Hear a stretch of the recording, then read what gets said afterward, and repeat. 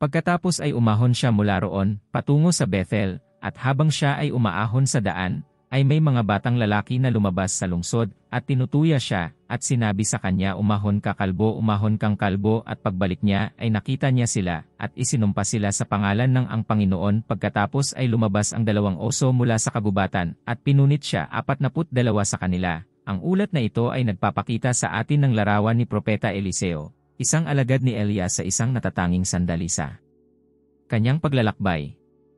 Suriin natin ang pagtatagpo at ang kahulugan sa likod ng pagkilos ng mga oso. Susuriin natin ang historical at espiritual na konteksto ng salaysay na ito para maunawaan ng mas malalim kung ano ang itinuturo nito sa atin tungkol sa relasyon sa pagitan ng Diyos, ng kanyang mga propeta, at ng mga humahamon sa kanila. Huwag kalimutang mag-like at mag-subscribe sa channel upang matuklasan kasama namin kung ano ang matututuhan natin mula sa propeta at sa mga oso at lubos na maunawaan ang konteksto ng kasaysayan at kultura kung saan naganap ang kwento ni Eliseo at ng mga oso ay napakahalaga para sa atin na suriin ang politikal na relihiyoso at panlipunang kapaligiran ng lumang kaharian ng Israel sa panahong ito ay minarkahan ng malalim na pagkakabahabahagi at tensyon na nakaimpluwensya sa mga pakikipag-ugnayan sa pagitan ng mga propeta, ang mga tao at otoridad sa senaryo sa politika. Ang kaharian ng Israel ay nahahati sa 2 kaharian pagkatapos ng kamatayan ni Haring Solomon, ang kaharian ng Israel sa hilaga na may kabisera nito sa Samaria at ang kaharian ng Juda sa timog kasama ang kabisera nito sa Jerusalem. Bethel na binanggit sa kwento ito ay isang lungsod sa kaharian ng Israel na kilala sa kasaysayan nito relihiyoso at kultural na isa sa pinakamahalagang aksyon ni Jeroboam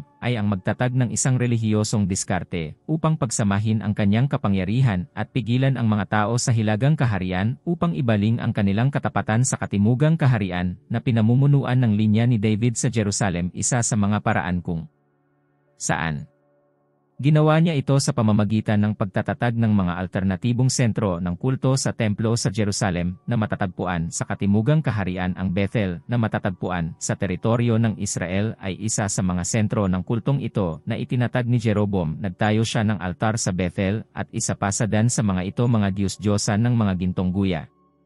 Ang intensyon ni Jeroboam ay lumikha ng isang alternatibo sa templo sa Jerusalem sa pamamagitan ng pag-aalok ng mas madaling puntahan at maginhawang lugar ng pagsamba para sa mga naninirahan sa hilagang kaharian. Ang layunin ay palakasin ang kanyang sariling kontrol sa mga tao at pigilan sila sa patuloy na pagkakaroon ng ugnayang pangrelihiyon sa katimugang kaharian. Sa pamamagitan ng pagpapalit ng Bethel sa isang sentro ng pagsamba, si Jeroboam ay nagtataguyod ng isang syncretic na relihiyon na pinaghalo ang mga elemento ng tunay na pananampalataya sa paganong mga gawain. Ito ay nagbigay daan sa kanya na kontrolin ang pagsamba at manipulahin ang relihiyon para sa kanyang sariling pampulitikang interes. Higit pa rito, sa pamamagitan ng paggamit ng simbolo ng gintong guya, siya ay umaakit para sa mga sinaunang relihiyosong tradisyon na popular sa mga kalapit na bansa. Ano ang maaaring makakuha ng popular na suporta para sa kanilang pamahalaan? Sa ganitong paraan, ang mga naninirahan sa lungsod ay nahuhulog sa mga paganong relihiyosong gawain, at sa makatuwid ay nagkaroon ng predisposisyon na tanggihan ang anumang mensahe na humahamon sa kanilang idolatrosong pamumuhay. Sa sitwasyong ito na lumitaw Eliseo. Si Eliseo ay isa sa mga pangunahing propeta ng lumang tipan. Siya ay isang disipulo at ang kahalili ng kilalang propetang si Eliya. Ang kasaysayan ni Eliseo ay minarkahan ng mga kapansin-pansing tagumpay na nagpatatag sa kanya bilang isang mahalagang figura sa salaysay ng Biblia. Namumukod tangi si Eliseo bilang isang matapang at tapat na propeta na tinawag ng Diyos upang harapin ang apostasya at idolatriya na namayani sa bansa. Nagsagawa siya ng sunod-sunod na kamanghamanghang mga himala na nagpakita ng banal na kapangyarihan at otoridad sa bawat sitwasyon, mula sa pagpaparami ng langis ng balo hanggang sa pagdadalisay ng tubig. Mula sa Jericho, ang kanyang mga gawa ay mga patotoo ng interbensyon ng Diyos na pabor sa kanyang mga tao. Isa sa mga pinakakapansin-pansing pangyayari sa buhay ni Eliseo ay ang kanyang pamana ng ministeryo ni Elias. Bago siya umalis, ay inutusan ni Eliseo na naging kanyang alagad at katulong na manatili Gilgal habang siya ay patungo sa Bethel. Patungo sa Bethel, hiniling ni Elias si Eliseo na manatili sa likuran, ngunit tumanggi si Eliseo na sinabing susundan niya siya saan man siya pumunta. Ang pangako at katapatan ni Eliseo ay mahalaga sa kanyang tungkulin bilang kahalili ni Elias. Pagdating nila sa Bethel, binalaan ng mga alagad ng mga propeta si Eliseo na kukunin ng Panginoon si Elias sa araw na iyon. Gayunpaman, muling tumanggi si Eliseo na makipaghiwalay sa kanyang Panginoon. Gayon din, nang magtungo sina Elias at Eliseo sa Jericho, at pagkatapos ay sa Jordan, iginiit ni Eliseo na manatili sa tabi ni Elias sa kabila ng ilang pagtatangka ng kanyang Panginoon na hikayatin siyang manatili. Sa wakas, habang sila ay nasa Jordan, tinanong ni Eliseo si Eliseo kung ano ang gusto niyang gawin ni Elias para sa kanya bago siya kunin ng Panginoon. Nagpakita at dinala si Elias sa langit sa isang karon ng apoy, habang nasaksihan ni Eliseo ang pangyayari pagkatapos ng pag-alis ni Elias. Pag-akyat sa langit at bumalik sa Jordan, doon ay ginamit niya ang manta upang hatiin ang tubig na nagpaparami ng isa sa mga himala na dati nang ginawa ni Elijah. Ang simbolikong pagkilos na ito ay nagpatunay na ang espiritu ni Elijah Ava ngayon ay itinalaga siya ni Eliseo bilang kanyang kahalili at tagapagpatuloy ng kanyang propetikong ministeryo. Higit pa rito, si Eliseo ay kilala sa kanyang pangangalaga at pakikiramay sa mga nakapaligid sa kanya. Siya ay isang espiritual na pinuno at tagapayo sa marami ang humingi ng patnubay at tulong kay Eliseo sa panahon ng kahirapan. Ang kanyang buhay at ministeryo ay nagpakita ng mga prinsipyo ng katarungan, awa at katapatan sa Diyos, na nagbibigay inspirasyon sa iba na sundan ang parehong landas ng katuwiran at debosyon. Sa makasaysayang konteksto na ito nangyari ang nakakaintriga na kwento ng panunuya laban kay Eliseo at sa pag-atake ng mga oso. Nagsimula ang pangyayari nang umalis si Eliseo sa Jericho at umahon patungong Bethel na sinamahan ng isang pulutong ng mga alagad ng. Ang mga propeta sa daan ay isang grupo ng 42 kabataan ang umalis sa lungsod at nagsimulang tuyain si Eliseo. Tinutuya sila sa pariralang umakyat sa kalbo. Ang mga insultong ito ay higit pa sa mga simpleng biro na dinadala nila ang paratang ng kawalang galang at hamon sa propetikong otoridad ni Eliseo na nagmumungkahi na nagdududa sila sa kanyang kaugnayan sa Diyos at sa kanyang kapasidad bilang isang propeta. Ang pagtukoy sa pagkakalbo ni Eliseo ay maaaring isang pagtatangka na bawasan ang kanyang dignidad. Ang pagkakalbo ay madalas na itinuturing na tanda ng hindi pagsang-ayon ng Diyos. Sa pangungutya sa kawalan ng buhok ni Eliseo, hindi lamang kinukutya ng mga kabataang lalaki ang kanyang hitsura, kundi hinamon din ang kanyang otoridad bilang propeta ng Diyos. Higit pa rito, ang pagtanggi sa otoridad at ang banal na mensahe ay karaniwan sa mga komunidad na naligaw sa tunay na pananampalataya. Ang mga propeta tulad ni Eliseo ay mga tagapagdala ng salita ng Diyos at ang mga kinatawan ng kanilang otoridad sa pamamagitan ng panunuya at hindi paggalang kay Eliseo ay tinatanggihan ng mga kabataang lalaki, hindi lamang ang lalaki kundi pati na rin ang mensahe at ang banal na otoridad na nasa likod niya. Ang panunuya na ito ay may malalim na simbolikong kahulugan kaugnay ng paghalili ni Eliseo sa pamamagitan ng paghamon sa kanya na umakyat sa.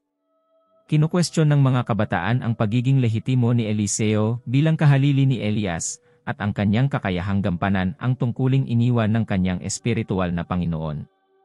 Ito ay nagkakahalaga ng pagbanggit na si Elias ay umakyat sa langit sa isang ipo-ipo at ang mga kabataan ay tinutuya, kahit na pahiwatig, ang kakayahan ni Eliseo na gawin ang parehong mga gawa ng kanyang Panginoon. Sa harap ng pangungutya na ito, hindi na natiling walang kibo si Eliseo. Lumingon siya, nakita ang mga binata na nanunuya at isinumpa sila sa pangalan ng Panginoon ng.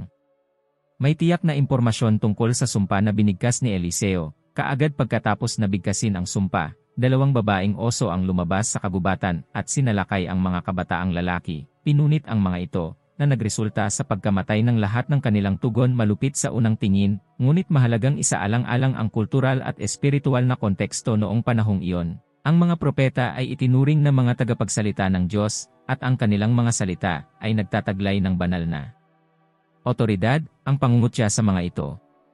Ang mga kabataan ay hindi lamang naglalaro ng isang inosenteng laro, sa katunayan, tuwiran nilang hinahamon ang mensahe ng Diyos na ipinarating sa pamamagitan ni Eliseo. Marahil marami ang nagtataka kung biro lang ba ito ng mga kabataan o maging ng mga bata.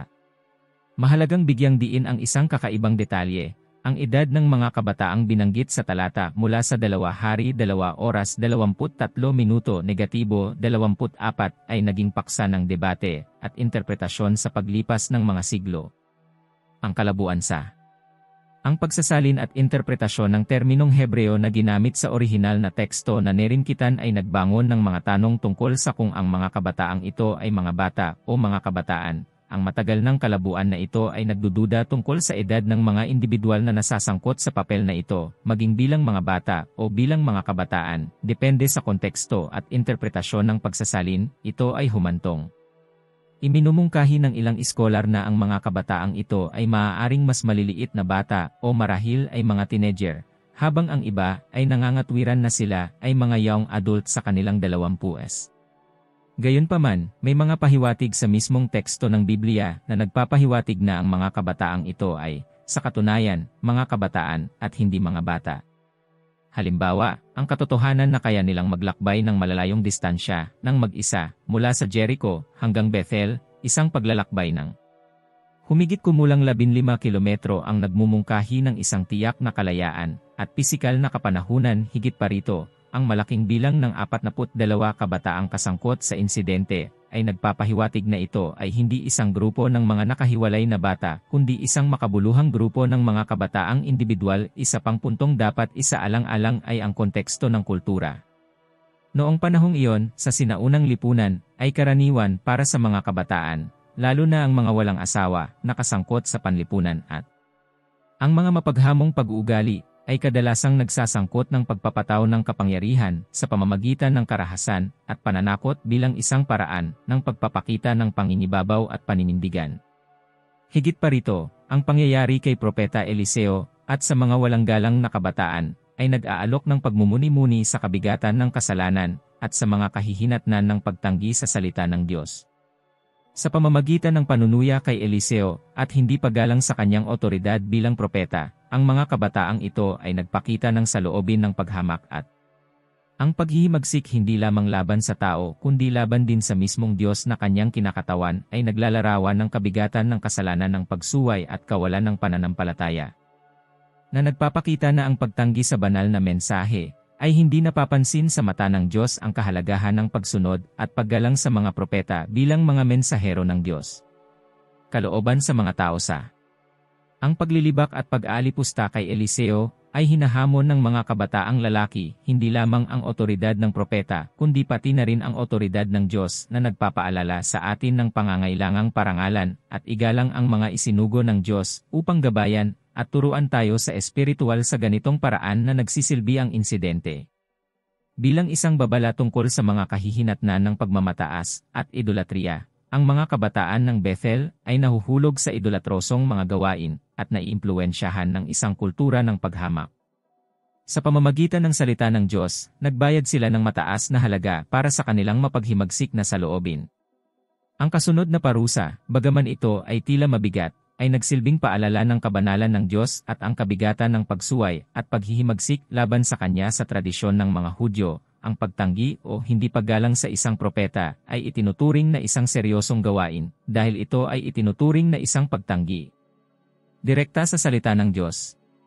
Ang pag-atake ng oso, madalas na tinatanong para sa maliwanag na kalupitan nito. Maaari itong bigyang kahulugan bilang isang banal na paghatol, bagamat nauunawaan ng ilan na ang pag-atake ng oso ay maaaring natural na pangyayari sa isang rehiyon kung saan karaniwan ang mga ligaw na hayop. Mahalagang isaalang-alang na ang teksto ay hindi nagtatag ng isang direktang sanhi at epekto na koneksyon sa pagitan ng mga kaibigan ni Eliseo. Sumpa at pag-atake ng oso, iniuulat lang niya ang mga pangyayaring naganap ng sunod-sunod. Ako mismo ay naniniwala na may kaugnayan sa pagitan ng ang sumpa ni Eliseo at ang pag-atake ng mga oso ay nagpapaalala sa iba pang mga talata sa Biblia kung saan ang mga hayop at hayop ay ginagamit ng Diyos bilang mga instrumento upang gabayan o hatulan ang ilang tao. Ang isang halimbawa ay ang Levitico 26:22 na nagsasabing, "Magpapadala ako ng mga mababangis na hayop laban sa iyo, na kukuha ng iyong mga anak, papatayin ang iyong mga alagang hayop, at mag-iiwan sa iyo ng kakaunti sa bilang. Ang mga daan ay magiging masisira." Inilalarawan ng talatang ito ang isa sa mga kaparusahan na kakaharapin ng mga tao ng Israel kung Paglabag sa mga utos ng Diyos kabilang ang mga pag-atake ng mababangis na hayop. Ang talatang ito ay nagbibigay diin sa ideya na sa tradisyon ng Biblia ang pag-atake ng mababangis na hayop ay makikita bilang resulta ng pagsuway o kasalanan ng isa pang talata na karapat-dapat na i-highlight ay nasa Ezekiel Kabanata 14 na bersikulo 15 at sinasabi ang sumusunod, kung magdadala ako ng mga mabangis na hayop upang sirain ang mundo at gawin itong tiwangwang hanggang sa puntong hindi ito makapaglakbay. Dahil sa ang mga hayop, tulad ng sa Levitico, ang talatang ito sa Ezekiel ay naglalarawan ng isang senaryo ng banal na kaparusahan. Kung saan ang Diyos ay nagbabanta na magpadala ng mabangis na hayop upang wasakin ang lupain bilang resulta ng pagtataksil ng mga tao, ang parehong mga talata ay tumutukoy sa ideya ng banal na parusa na kinasasangkutan ng mga pag-atake ng mga ligaw na hayop. Gayunpaman ito ay napakahalaga na maunawaan na ang puso ng salaysay ay hindi nagsisinungaling. Sa haka-haka tungkol sa kaugnayan ng sanhi at bunga sa pagitan ng sumpa ni Eliseo at ang pag-atake ng habang ang isyu ng pag-atake ng mga oso sa mga kabataan ay nakakaintriga, ang tunay na layunin ng kwentong ito ay higit pa sa partikular na detalyeng iyon. Ang Biblia ay madalas na nag-uulat ng mga pangyayari nang hindi nagbibigay ng detalyadong mga paliwanag kung paano nangyari ang mga ito. Sa halip ay nakatuon sa espiritual at moral na mga aral na mapupulot mula sa mga ulat na ito. Inaanyayahan tayo ng Diyos na pag-isipan ang mga alituntunin at aral na nakapaloob sa kanyang mga banal na kasulatan. Sa halip na mawala sa mga side issue o haka-haka tungkol sa mga detalye ng mga pangyayari, ang layunin ng mga ulat sa Biblia ay ihatid ang mga walang hanggang katotohanan at espiritual na mga aral na may kaugnayan sa ating pang-araw-araw na buhay. At ang ating paglalakbay ng mga oso sa Biblia ay hindi nangyayari pagkakataon, ngunit nagsisilbi ng maramihang simbolikong at tipolohikal na espiritual na layunin na mayroon. Ang kaugnayan ng salaysay na ito para sa pag-unawa sa banal na mensahe at para sa espiritual na paglago ng mga mambabasa ay makabuluhan. Una, ang kwentong ito ay nag-aalok ng malalim na pagmuni-muni sa kabanalan ng Diyos at sa kabigatan ng kasalanan. Habang pinagmamasdan natin ang matinding parusa na ibinibigay sa mga kabataang lalaki na tumutuya kay Propeta Eliseo, naalala natin ang banal na katarungan at sagradong katangian ng Diyos na hindi kinukonsinti ang kawalang-galang sa kanyang salita at sa kanyang mga mensahero. At saka, karagdagan pa, ang kwentong ito ay may malalim na simbolikong kahulugan na umaalingaw-ngaw sa buong Biblia. Ang mga batang manunuya ay kumakatawan sa mga tumatanggi sa salita ng Diyos at nagrerebelde sa kanyang otoridad, habang si Eliseo ay nagpapakilala sa mga propetang ipinadala ng Diyos upang tawagan ang mga tao sa pagsisisi at pagsunod. Ang pag-atake ng oso naman ay nagsisilbing matingkad na babala tungkol sa mga kahihinatnan ng pagmamataas at idolatriya na nagpapakita ng kahalagahan. Ang kilalanin ang banal na otoridad at sundin ang mga utos nito. Kung paanong ang mga kabataang lalaki na nanlilibak kay Eliseo ay pinarusahan dahil sa kanilang kasalanan, yaong mga magpapatuloy sa pagtanggi sa salita ng Diyos ay haharap sa banal na katarungan sa huling paghatol. Ang kwentong ito ay nagpapaalala sa atin ng pangangailangan ng pagsisisi at ang kahalagahan ng pakikinig at pagsunod sa tinig ng Diyos na nagsasalita sa pamamagitan ng mga propeta at banal na kasulatan nito. Hinihikayat tayo ng salaysay na ito na parangalan at ang paggalang sa mga mensahero na patuloy na ipinadala ng Diyos upang turuan tayo sa pananampalataya ay napakahalaga. Kung paanong si Eliseo ay pinili ng Diyos upang maging kanyang propeta at tagapagsalita, ginagamit pa rin ng Diyos ang mga tao ngayon upang ipahayag ang kanyang salita at gabayan ang kanyang mga tao. Dapat tayong maging bukas sa pakikinig at pagtanggap ng banal na mensahe na ipinadala ng mga mensaherong ito, na kinikilala ang espiritual na otoridad na ibinigay ng Diyos sa kanila. Sa wakas, ang kwento ni Eliseo at ng mga oso ay nag-aanyaya sa atin sa pagpapakumbaba at pagtanggap sa salita ng Diyos sa ating buhay. Kailangan nating maging handa na kilalanin ang ating sariling espiritual na pangangailangan at tumanggap ng patnubay at pagtutuwid na iniaalok sa atin ng Diyos sa pamamagitan ng kanyang salita.